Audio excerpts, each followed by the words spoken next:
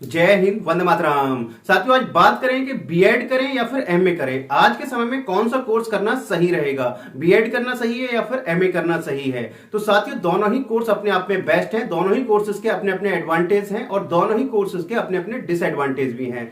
तो आज आपको क्लियर हो जाएगा कि आपको एमए करना चाहिए या फिर बीएड करना चाहिए और करने का सही तरीका क्या है। तो वीडियो में अंत तक बने रहिएगा और यदि आप चैनल पर पहली बार आए तो चैनल जरूर सब्सक्राइब कर लीजिएगा, बेल आइकन को प्रेस कर लीजिएगा, क्योंकि मैं आपके लिए इसी तरीके की इंफॉर्मेशन वीडियो लाता रहता हूं।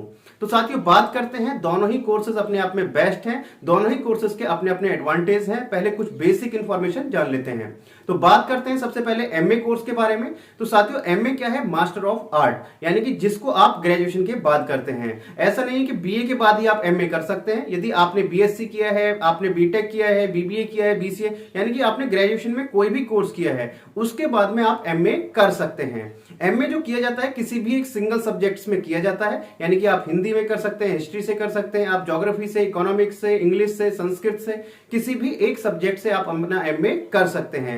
एमए आप उसी सब्जेक्ट से कर सकते हैं जो आपने ग्रेजुएशन में पढ़े हो। ऐसा नहीं कि आपने वो सब्जेक्ट ग्रेजुएशन में नहीं पढ़े और आप उनमें से क्या कर सकते हैं, एमए कर सकते हैं। तो आपने ग्रेजुएशन के तीनों में से किसी भी ईयर में जो सब्जेक्ट पढ़ा है तो आप उसमें एमए कर सकते हैं। एमए करने के बाद में आप क्या हो जाते हैं, पोस्ट ग्रेजुएट हो जाते हैं। अब बात करते हैं साथियों बीएड के बारे में। तो बीएड क्या है? बैचलर इन एजुकेशन, जो कि आपको ग्रेजुएशन के बाद किया जाता है। ग्रेजुएशन में आपने कुछ भी किया है, चाहे आपने बीए किया है, बीएससी किया है, बीकॉम किया है, तो आप उसके बाद बीएड कर सकते हैं। बीएड में आपको टीचिंग स्किल्स सिखाई जाती है कि कैसे बच्चों को पढ़ाया जाता है, किस तरीके से बच्चों को मोटिवेट किया जाता है टीचिंग स्किल्स में, यानी कि बच्चों को किस तरीके से हम लर्न कराएं। तो ये सब सारी चीजें बीएड में सिखाई जाती हैं।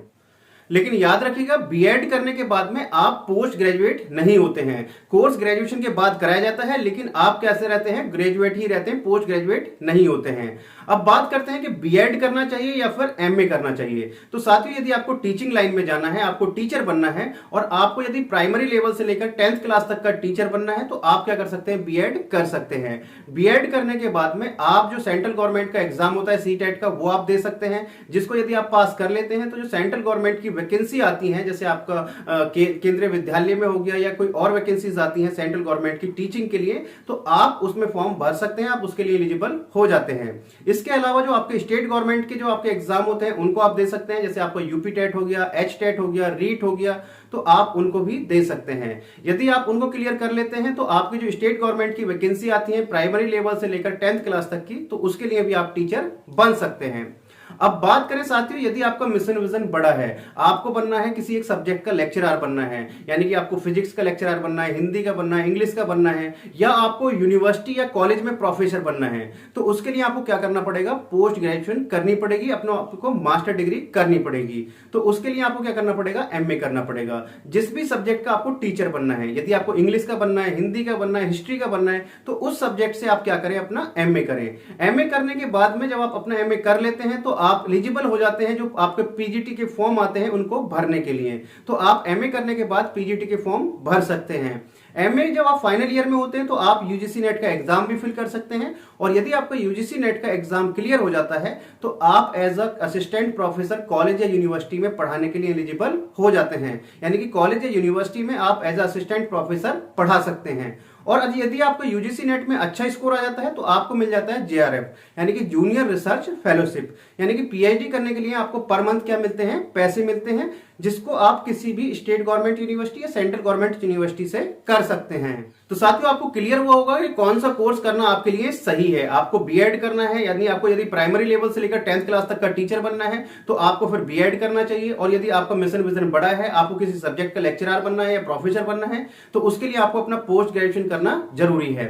अब साथियों, बात करेंगे करने का सही तरीका क्या है, किस तरीके से आपको करना चाहिए। तो साथियों, मैं आपको एडवाइस करूंगा कि यदि आपको टीचर ही बनना है, चाहे वो आप 10th क्लास तक के टीचर बने या फिर आपको अपना किसी एक सब्जेक्ट का प्रोफेसर बनना है या लेक्चरर बनना है, तो बीएड आप करें अपना रेगुलर। बीएड आपका रेगुलर होना चाहिए, और बीएड आपके बीएड के साथ साथ जब आप ग्रेजुएशन कंप्लीट करें तो बीएड में आप अपना रेगुलर एडमिशन ले सकते हैं। उसके साथ साथ आप अपना एमए जरूर करें। एमए आप अपना प्राइवेट से कर सकते हैं, डिस्टेंस से कर सकते हैं, दोनों ही मोड में आप कर सकते हैं। तो होगा क्या, जैसे ही आपका बीएड कंप्लीट होगा वैसे ही आपका एमए भी कंप्लीट हो जाएगा, और दोनों ही डिग्री पूरी तरीके से मान्य होगी। इसके लिए यूजीसी ने नोटिस जारी किया हुआ है कि यदि आप 2 डिग्री एक साथ करना चाहें तो कर सकते हैं। एक डिग्री आपकी रेगुलर होनी चाहिए और दूसरी आपका डिस्टेंस या प्राइवेट से कर सकते हैं।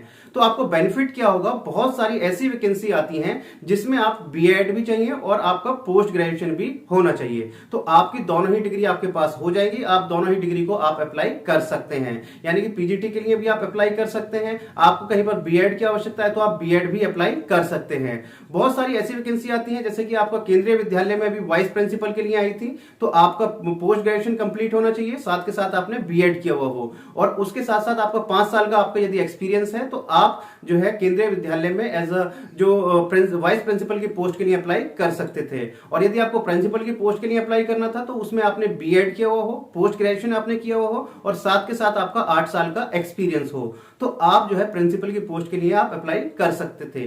तो साथियों, आई थिंक आपको क्लियर हो गया होगा कि आपको किस तरीके से कोर्स करना चाहिए। यदि आपको वीडियो अच्छी लगी है, इंफॉर्मेटिव लगी है, तो वीडियो को लाइक कर दीजिएगा और चैनल पर नए हैं तो चैनल को सब्सक्राइब कर लीजिएगा।